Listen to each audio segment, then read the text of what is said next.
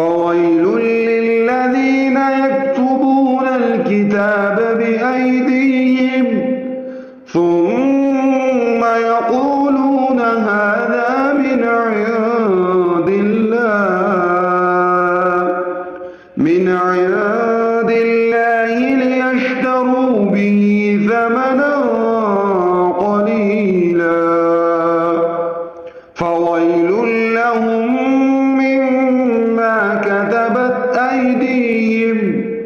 أيديهم وويل لهم